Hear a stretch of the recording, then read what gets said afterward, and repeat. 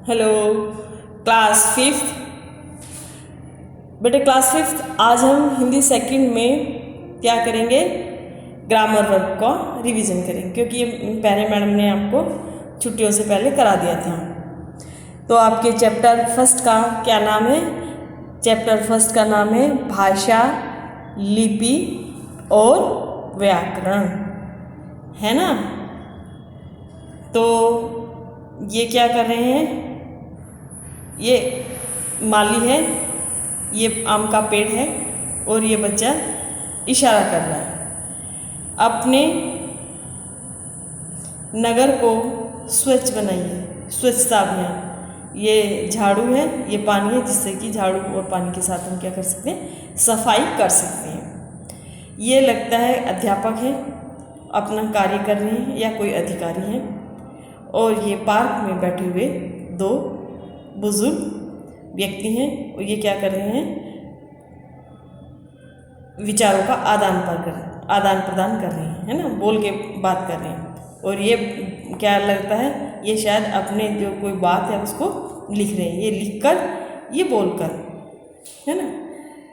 हम 4 प्रकार से रीडिंग करेंगे बेटा। फिफ्थ क्लास बुक निकालो जल्दी से। तो पेज नंबर 1 निकालो जल्दी जल्दी भैया।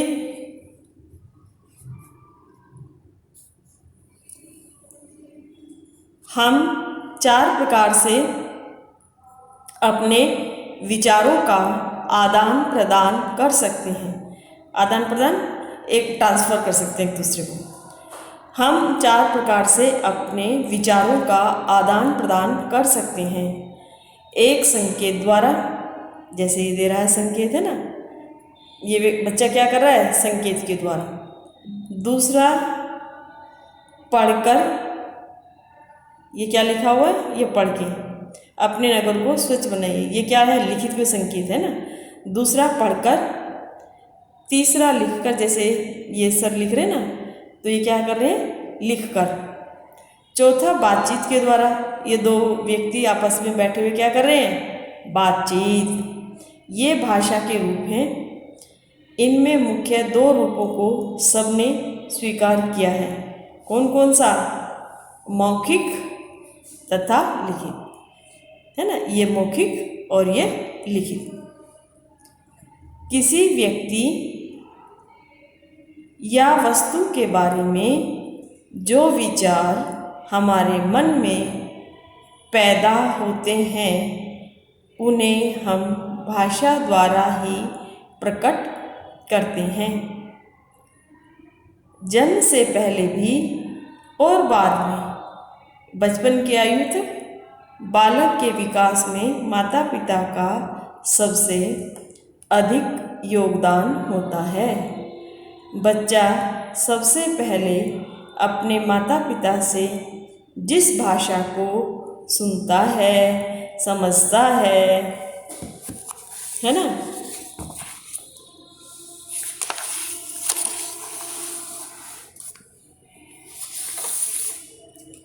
सुनता है, समझता है और सीखता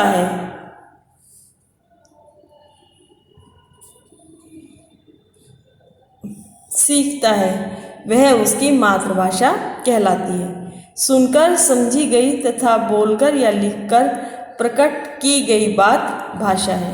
एक उदाहरण के लिए देखिए, एक छोटा बच्चा होता है, एक 2 साल का बच्चा होता है, वो स्कूल भी नहीं जानता, उसे व्याकरण का भी ज्ञान नहीं है, लेकिन वो अपनी बात बोलकर, समझकर, अपने विचारों को किसके माध्यम से अभिव्यक्त करता है, मौखिक भाषा के रूप में, है ना। स्कूल भी नहीं गया और भाषा बोलनी सीख ली, तो ये कौन सा रूप है, मौखिक रूप। उसको कैसे सीखते हैं, अपने घर में, परिवार में, आसपास में जो है हम उस भाषा का मौखिक रूप को सीख लेते हैं। अनपढ़ व्यक्ति भी भाषा का अच्छा प्रयोग करते हैं, लिखित में ना आती हो लेकिन मौखिक में आ जाती है। बच्चा सबसे पहले अपने परिवार से और आसपास के लोगों से भाषा सीखता है, फिर विद्यालय जाकर पढ़ना लिखना सीख लेता है। इस प्रकार भाषा के मुख्य दो रूप हैं, है ना। तो भाषा के दो रूप कौन से हुए, एक मौखिक और एक लिखित।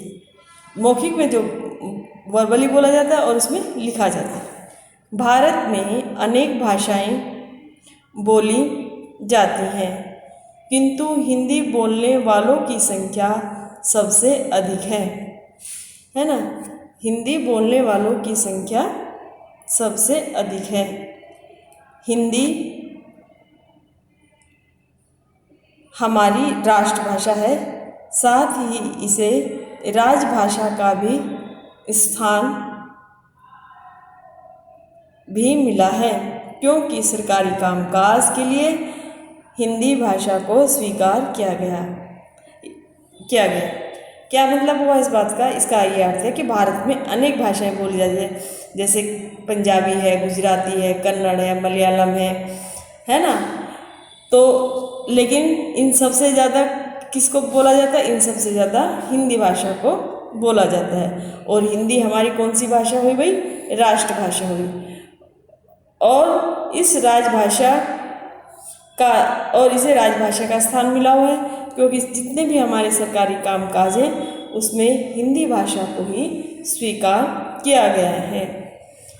सारी दुनिया में अंग्रेजी बोलने वालों की संख्या सबसे अधिक है। हिंदी तीसरे स्थान पर आती है। तो हिंदी कौन से स्थान पर आती है? तीसरे स्थान पर। और अंग्रेजी सबसे पहले स्थान पर सबसे अधिक है। फिर पढ़ेंगे हम लिपि। किसी भी भाषा को लिखने के लिए कुछ संकेत या चिन्ह बनाए गए हैं, जिन्हें हम लिपि कहते हैं। सभी भाषाओं की अपनी अलग अलग लिपियां हैं। जैसे हिंदी कौन सी लिपि में लिखी जाएगी भाई? देवनागरी लिपि में। संस्कृत देवनागरी में। मराठी देवनागरी में। गुजराती देवनागरी में, है ना। तो ये सारी भाषाएं हिंदी, संस्कृत, मराठी, गुजराती कौन सी लिपि है इनकी? देवनागरी लिपि। फिर है भाषा और लिपि। अंग्रेजी भाषा की लिपि कौन सी है? रोमन। पंजाबी किस में लिखी जाती है? गुरमुखी। बंगाली बांग्ला में। उर्दू फारसी। बेटा ये सारी चीज़ें आपको याद करनी है कि लिपि किसे कहते हैं, भाषा किसे कहते हैं, है ना। और हमारी जो भाषा है उनकी लिपि कौन सी है, कौन सी देवनागरी है, कौन सी रोमन है, कौन सी गुरमुखी है, कौन सी बंगला है और फारसी है। ये सारा आपको रिवीजन वर्क में लर्न करना है। ये आपका यूनिट टेस्ट में ये चैप्टर आएगा, है ना। नेक्स्ट है आपका व्याकरण। भाषा को शुद्ध रूप से समझने, बोलने और लिखने के लिए कुछ नियम बनाए गए हैं। इन नियमों की जानकारी व्याकरण से मिलती है। तो भाषा को शुद्ध रूप से बोलने और समझने के लिए क्या बनाए गए हैं? नियम बनाए गए हैं। और उन इन नियमों की जानकारी किससे मिलती है? व्याकरण से मिलती है। नेक्स्ट पेज चेंज करो भाई, जल्दी जल्दी। कर लिया, है ना।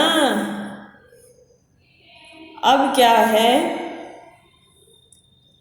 हमने सीखा। क्या सीखा?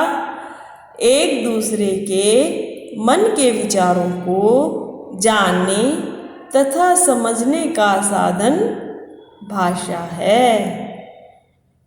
दोबारा से याद करो भाई, सुनाओ मुझे। एक दूसरे के मन के विचारों को जानने तथा समझने का साधन भाषा है। भाषा के दो रूप हैं, मौखिक और लिखित। भाषा को लिखने के लिए निश्चित किए गए चिन्हों को लिपि कहते हैं। लिपि किसको कहते हैं? दोबारा से सुनेंगे। भाषा को लिखने के लिए निश्चित किए गए चिन्हों को लिपि कहते हैं। भाषा, लिपि। फिर है व्याकरण। भाषा को शुद्ध रूप से बोलने, लिखने, पढ़ने और समझने में सहायक होता है ना। व्याकरणिक ज्ञान हमें, भाषा की शुद्धता का ज्ञान हमें किससे मिलता है? व्याकरण से। तो है अब अभ्यास, अब लिखने की बारी है।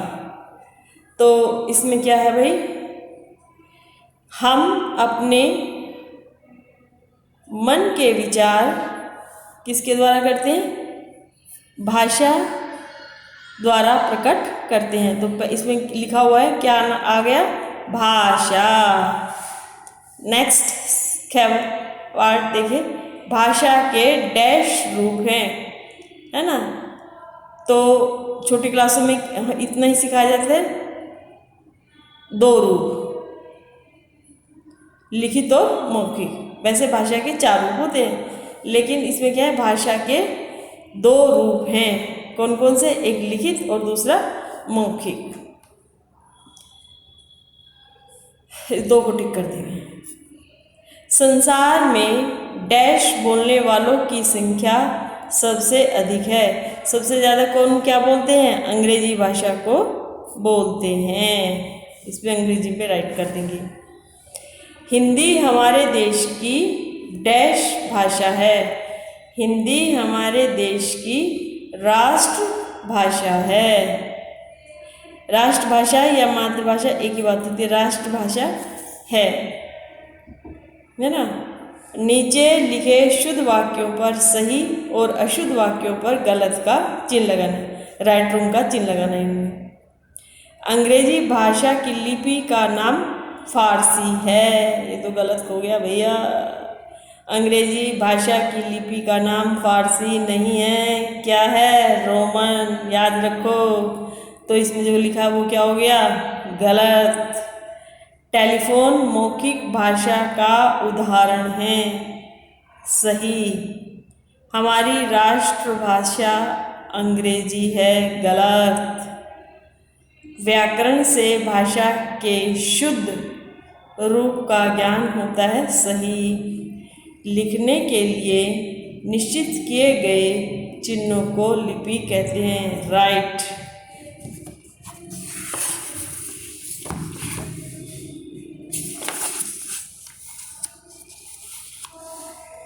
अब इसमें क्या लिखना है? इसमें वाक्यों को एक एक शब्द द्वारा पूरा करें। क्या क्या वाक्य है? लिखित, तीसरा हिंदी, राजभाषा और व्याकरण। तो पहला क्या लिखा है आपका? शुद्ध भाषा की जानकारी डैश से होती है। किससे होती है? व्याकरण से। तो यहाँ पे क्या लिखेंगे? व्याकरण, है ना। विश्व की भाषाओं में हिंदी भाषा का स्थान डैश है। कौन सा है? तीसरा। यहाँ पर तीसरा लिखेंगे। समाचार पत्र भाषा का डैश रूप है। कैसा रूप है? लिखित रूप है। यहाँ पर लिखेंगे लिखित।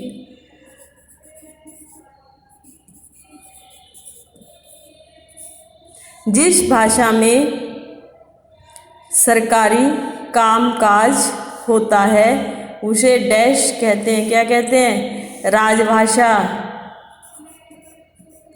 राजभाषा कहते हैं। मेरे घर में डैश बोली जाती है। क्या बोली जाती है?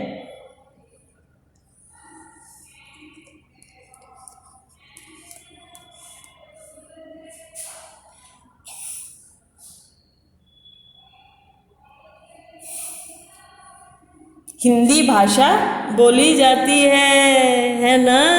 मेरे घर में हिंदी भाषा बोली जाती है। ये काम पूरा हो गया बेटे। अब नेक्स्ट क्या है? स्वदेशी अपने देश की और विदेशी भाषाओं को अलग अलग कीजिए, है ना। ये सारी भाषाएं दी हैं। तो विदेशी में कौन सी आएगी? जर्मनी, है ना। अंग्रेजी ये भी विदेशी है भाई।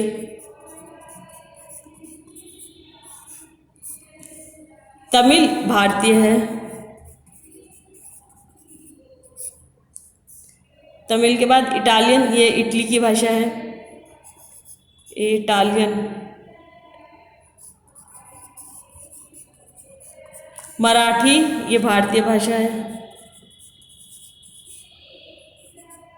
मराठी। कश्मीरी, ये भी भारतीय भाषा है, कश्मीर की, कश्मीरी। कश्मीर के बाद जापानी, ये विदेशी भाषा है, जापानी, जापानी। तेलुगु, आंध्र प्रदेश की भाषा, तेलुगु, तेलुगु,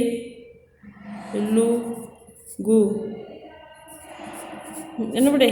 तो ये हमारी कौन सी भाषा है, देशी भाषा है, और ये विदेशी भाषाएं हैं। अब आप इन सबको याद करेंगे। और ये बुक वर्क अगर जो आपका नहीं भरा हुआ है, ये सारा बुक वर्क आप अपनी कॉपी में कंप्लीट करेंगे। इस लेसन को आप अच्छे से सारा का सारा याद करेंगे। क्यों भैया, ये तो यूनिट टेस्ट में आएगा, इसलिए इसको सारा याद करना है।